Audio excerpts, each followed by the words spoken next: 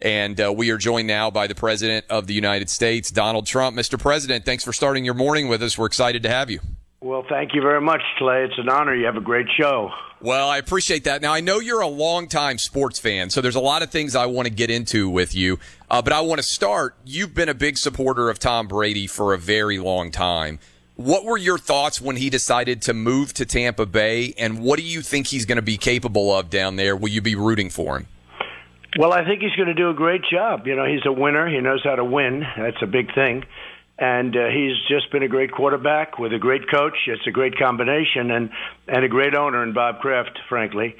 And he probably wanted a change. He wanted a change. And I think, you know, he had plenty of teams to go to. And he picked one with, from what I understand, a good offensive line and very good receivers. He looked at that closely. I think he probably had other choices where they had players. I think his biggest thing is he wants to win. And from what I know, and I know the ownership of the team, they'll do whatever they have to because they're fantastic people, the owners of the team that Tom's on now. And I think he's going to do well in Tampa Bay. I think he'll do well. I don't know why it would be a surprise, but perhaps it will be. But I think he's going to surprise a lot of people. I think he's going to do great.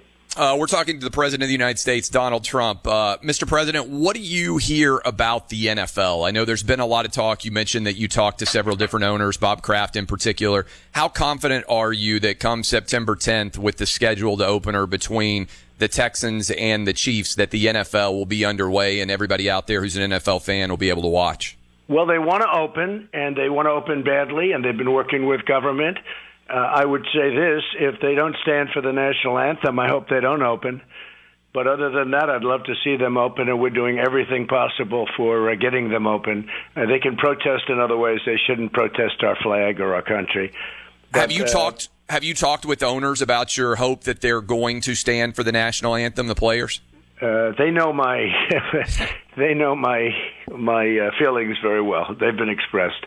I think it's been horrible for basketball. Look at the basketball ratings. They're down to very low numbers, very, very low numbers. People are angry about it. They don't realize that they have enough politics with guys like me. They don't need more as they're driving down, going up for the shot. You know, they don't need it. And there was a nastiness about the NBA, the way it was done, too. So I think that the NBA is in trouble. I think it's in big trouble, bigger trouble than they understand. And frankly, ice hockey, which is doing very well, they didn't do that. They respected the mores. They respected what they're supposed to be doing, and they're actually doing very well, as I understand it. I don't have much time to be watching this stuff, just so you understand. It's just what I'm reading and what I'm seeing. But ice hockey was with respect. I did not like what baseball did even a little bit. And again, you have to stand for your flag, and you have to respect your flag and your country. You're making millions of dollars a year to be playing a sport you'd be playing anyway. If you didn't make, they'd be playing it on the weekends. And they have to respect their country. And if they don't, frankly, if the NFL didn't open, I'd be very happy. If they don't stand for the flag and stand strongly, I would be very happy if they didn't open. Without that, and with that being said, I'd love to see them open. We're talking to Donald Trump, the President of the United States. And President Trump, when you look at the NBA, and you just referenced the NBA and all of the political statements that they're making, it seems like every time you send a tweet, a executive, a coach, a player, somebody will come out and immediately fire back at you. But yet the NBA is taking billions of dollars from China. There are all sorts of human rights violations going on in China right now. And none of the players and none of the coaches will say a word about that. Does it feel hypocritical that they will rip the United States? They won't stand for the anthem. They'll rip you as the president, but they won't say a negative word about China at all? Well, I haven't noticed them sending things back at me, but I will say that, I wouldn't be that surprised. Some are very nasty, very, very nasty, and frankly, very dumb. But I haven't noticed that. But I will say this, the way they catered to China, the way they bowed to China, it's a disgrace, frankly. And they make a lot more money here than they do from China. But we have a system that allows you to disrespect your system, and that's too bad for them. Too bad for them. They don't appreciate what they have here. But no, what they did with China and what China did to us with the with the China virus and the rest of the world, by the way. The whole rest of the world. They stopped it from going in and spreading in China, but they didn't stop it from spreading in the U.S. and in other parts of the world, including Europe, but other parts in the world, 188 countries. So I watched that whole thing with the general manager of the team. Was it Houston? Yeah, Daryl Morey, the general manager, who said that he wanted to free Hong Kong. And speaking of Hong Kong, right now you've got, I see the front page of the Wall Street Journal, that China went in and arrested a ton of pro-democracy media members, including Jimmy Lai, I believe, who is one of the most active participants in all of the Hong Kong democracy movement. For people out there who aren't paying attention, why should Americans care about what China's doing in Hong Kong and maybe the threats to Taiwan as well? Well, look, for years, Hong Kong was making a lot of money that we could have been making in the New York Stock Exchange and our great exchanges. We have the biggest exchanges. We have the great dollar, which I've made stronger, much stronger than it used to be. I hope people recognize that in the world of sports. Our country is in good shape, and we're coming back so strong. It's incredible when you look at the numbers that we're producing and putting up. We're coming back very strong, and we saved millions and millions of lives by closing down and restarting. But I will say that with Hong Kong, we gave tremendous incentives and cost us a fortune to keep Hong Kong viable and going. And now what we've done, I've ended everything. I've ended all of that. There is no incentive whatsoever. We're not sending money through incentives back to Hong Kong. We're going to make a lot more money because they're not going to be competitive. It won't be a competitive market. Can't be with the government running it. So they're going to have a different kind of a deal, and we're not participating from the standpoint of we're not spending billions of dollars on making life comfortable with them for freedom.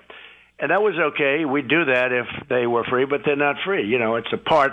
It's a part when you look. Take a look at a map. It's attached to China, so it's a little bit tough from certain standpoints. But we will do very well by not having a good competitor. I guess it'll be a competitor, but on a much smaller scale. I know you have a good relationship with Chairman Xi over in China, but you mentioned the China virus, the virus that has obviously swept around the nation. You mentioned Hong Kong and the challenge to democracy there. Do you feel a bit disappointed in your friend Chairman Xi and how he has responded with China, with the virus, and also with Hong Kong? Well, I used to have a very good relationship with him. We made a trade deal. It was a great deal for us.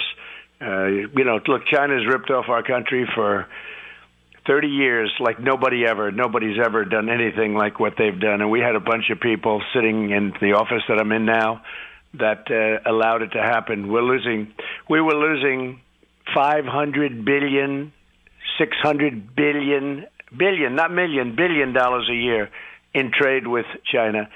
The deficit was massive, probably averaged $200 or $300 billion over many years. We helped rebuild China. Look, if it wasn't for us, they wouldn't have China as you know it today. We gave so much money so stupidly. How these people allowed it to happen. And I came in and I charged them 25% tariffs and even more than that. But I had a great relationship with President Xi. I like him, but I don't feel the same way now. Every once in a while you will say, and you've had it very well. And Clay, I understand. I know you indirectly. I know you, and you have your likes and dislikes very strongly. So do I. But I didn't like what took place. This is not trade. This is 1,000 times a trade deal. What happened with all of the death and all of the world. The world had to shut down. It's a disgrace what happened. You look at some of these countries in Europe were just devastated. Look at what's going on in Africa with this horrible disease. So, I certainly feel differently. I had a very, very good relationship, and I haven't spoken to him in a long time. It's a much different. We have a much different relationship with China now than we did for years, where they ripped us off, and then I stopped that. They were having the worst year they had in 67 years because I charged them tariffs, and we were making a lot of money. I was giving a lot of money to farmers. They were targeting farmers. I gave $28 billion. That was the amount, and it came all out of China. And the farmers are doing great because of it. Otherwise, they would have been all out of business. But, I treated them as you would do it. but I still had a good relationship. But once the plague came in from China, I call it the plague. But once the plague came in from China, the relationship changed. No question about it. It would be hard to believe that it wouldn't change. We're talking to the President of the United States, Donald Trump. Mr. President, much less serious in terms of the plague, although the virus is impacting many different parts of sports in America, including potentially college football. I know you're a big college football fan. You went to the LSU-Alabama game this past year, Joe Burrow against Tua Tagovailoa, great game. You went to the national title game where Clemson played against LSU. Why is it important for college football to be played, and what do you think you can do to help that happen? Well, first of all, those people, the people in that sport, it's just like incredible people. And, like some of the coaches like Nick Saban and Coach O. How about Coach O? He's amazing. He's central casting, right? You're doing a football movie, you got to pick him as your coach, right? And put him in the movie. And Lou Holtz is just a fantastic guy, a friend of mine. He's been a supporter from the beginning. And, just so many others. They're just great people. And they want to play football, and they know better than anyone else. The other thing is, and somebody was explaining, I had actually one of the great doctors. They said these people are so powerful and so strong, and not lots of body fat. Although you could take a couple of offensive linemen perhaps and dispute that, but not a lot of body fat, maybe none in some cases. And they're very healthy people. People don't realize it's a tiny percentage of people that get sick, and they're old. It just attacks old people, especially old people with bad heart, diabetes, or some kind of a physical problem, a weight problem. Isn't it wonderful that I'm of a perfect physical specimen? It's so great. Yeah, you're 3% body fat, right? That's right. I was 0%. Didn't I have 0%? Somebody said I had 0% body fat. Wouldn't that be nice? Yeah. But this attacks older people very viciously, by the way. It can be if it's the wrong person. But, these football players are very young, strong people. And physically, they're physically in extraordinary shape. So they're not going to have a problem. You're not going to see people, could it happen? But I doubt it. You're not going to see people dying. And many people get it, and they have, like kids, they get it. They have the sniffles. Young kids, almost none have a serious problem with it. Literally, you look, I think I said the state of California, almost nobody that's young had zero, had a problem with, meaning a serious problem with this disease. They get better very quickly if they get it at all. So I think football's making a tragic mistake. And, it's interesting. When it opens, when I went to that game, it was incredible. I went to a couple of them, and I never really did the big-time college football. I went to an Ivy League school. It wasn't quite the same. But when I went to Alabama and I went to LSU, and, these stadiums are massive. You have no idea about that. It's much bigger crowds in the NFL. In the NFL, you'll have 60. And here we had, I think, 115,000 people. And you go to see these games, and it's brilliant football. It's great football. It's the atmosphere. There's nothing like it. And you can't have empty seats. If I had 5 empty seats, for instance, they said when I do a rally, sir, the reason I won't do them because you can't have 1 seat and then 7 around that seat, sir, have to be empty. Oh, that'll look great. You have one person and everything's fake empty around them. You can't do that. And I'm not sure that college football can do it, but we'll have to see. Some sports I see. I think golf has not been hurt visually in fact, I think golf looks more beautiful if you want to know the truth. Instead of a lot of people, the cheering's good, and certainly I guess the income is good and all, but golf works. What works is UFC works very well. UFC, I watched that the other night, and they light up the stage, they light up the cage, and it's really bright. They darken the arena, maybe put a little silk around it, who knows, but that works. And other sports don't work. Basketball's not working. I think basketball's not working because of the way they treated our flag and our anthem, if you want to know the truth. But it doesn't seem to have anything. I looked at it, and I couldn't watch it. And baseball, I haven't made a ruling on that yet in terms of my own. I haven't had much of a chance to watch it. but some sports are working okay and some sports aren't. But I thought golf looked really good for the PGA. I didn't miss the fans, and I think that probably UFC was a very good one. I am not impressed. Somebody told me hockey works okay. And but those sports are meant more for fans. I really believe that. I think they're meant more for fans. I think basketball is going to need its fans back. From what I'm seeing, it looks very dull. I know you're ready for the economy to be back rolling, and sports are a big part of that, and schools opening are also a big part of that. Yeah. I'm going to ask you about both, but I also wonder, do you ever think to yourself, I should play a trick on the media and say the exact opposite of what I actually believe so they'll support it? So because it seems like every time you come out, like you say schools should open, and the media immediately says, oh, schools can't open. But if you had said, hey, we can't open schools, I feel like the media would have said, oh, we got to open schools. The president's crazy. You ever think about using that and playing a mind trick on them? Because I talk about it all the time. Nobody else does. I say, look, I could have had the wall built very easy. We're building a wall, but it was getting it was pulling teeth. And the Democrats opposed, et cetera, et cetera. You watch that, and now it's being built. We're up to 277 miles. It'll be done by the end of the year, a little bit after the end of the year. It's incredible the impact it's had. Anyway, if I would have said, I don't want a wall, they would have given it to immediately. This hydroxychloroquine, a lot of doctors swear by it. By my saying it's good. I took it for 2 weeks. There was a little outbreak around Washington, and I said, let me have something. And I took it for 2 weeks, and it was fine. It was great. I didn't have it. I didn't get it.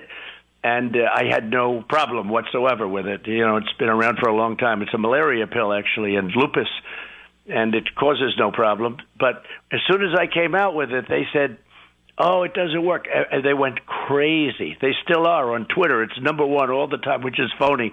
It's number one all the time in trending hydroxy, negative hydroxy stuff. If I would have said, I don't believe in hydroxychloroquine, it's terrible, with zinc and with, the Z-Pak, zithromycin. If I would have said, I don't believe in it, it doesn't work, it would be the hottest thing going right now. No, I say it. I say it all the time. We could say it about a lot of different things.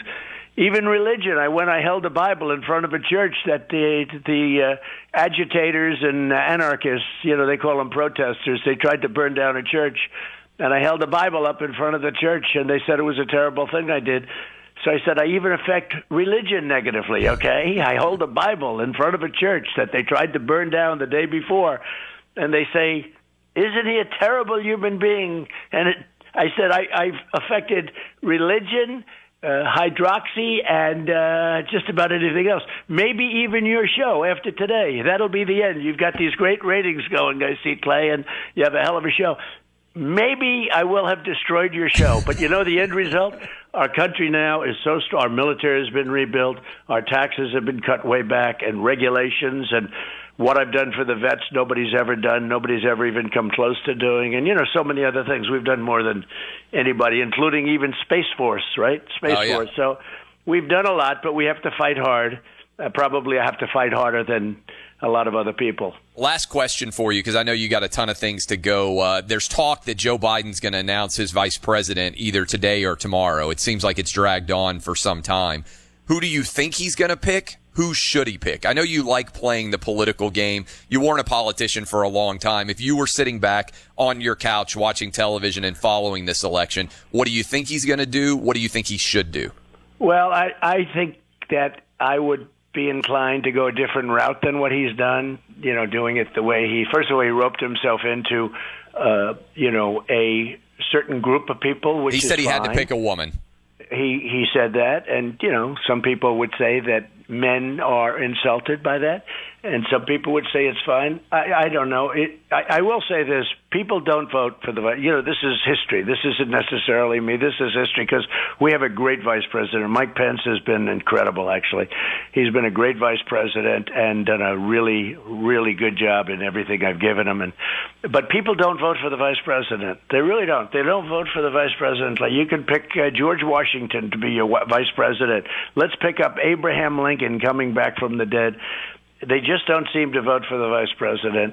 Now, in this case, because Joe's got some things going on. Let's not kid ourselves, unless I don't know where your politics are, but Joe's got some pretty big things going on.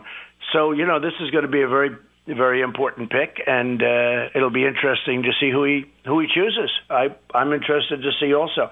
In the end, I don't think it's going to matter. Joe's going to have to stand on his own 2 feet, and we're doing very well. Our poll numbers have really come up. We were unbeatable, and then we got hit by the China plague, by the China virus, and obviously we got hit hard, and that affects a politician.